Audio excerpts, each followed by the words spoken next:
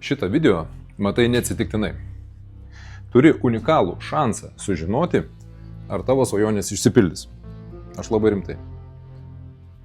Dabar greitai pagalvok, kokių turi svajonių, kol aš čia nusistatysiu kamerą. Pagalvojai? Apie ką svajoji? Gal apie naują mašiną? Gal apie namą? O gal nori turėti tiesiog daug pinigų ir keliauti? Ok. Dabar atsakymas. Jos niekada neišsipildys. Bent jau 99 procentam, kurie mato šį video, tikrai ne. Ir žinai kodėl? Nes tu tik tai galvoji. Tik 1% žmonių pasiekia tai, apie ką tu dabar galvoji. Likę 99 procentai paprasčiausiai yra tinginiai. Jie randa 1000 priežasčių, pasiteisinimų nieko nedaryti.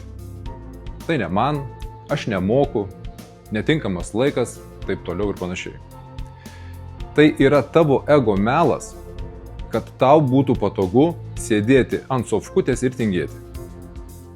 Nustok savo meluoti, kad tau rūpi tavo svajonės ir tikslai. Jeigu rūpėtų, tu jau darytum. Tu imtumei save už pakarpos ir mokytumėsi tiek, kiek reikia ir ką reikia. Tu darytumei tai, ko kiti nedaro, kad rytoj galėtum gyventi taip, kaip kiti negali. Esmė yra tokia. Gali toliau žiūrėti 1000 motyvuojančių video, bet vakare, kai užgesinsi šviesas, tu žinosi tiesą. Tu vėl pasirinkai jaukų komfortą, o ne savo svajonės. Savęs neapgausi. Laikas bėga, o tu vis galvoji, svajoji. Nori pagaliau pakliūti tą 1%?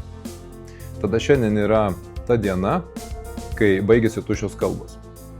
Jei pasiruošei veikti, parašyk komentaruose taip. Tai tavo viešas pažadas nustoti svajoti ir pradėti realiai veikti.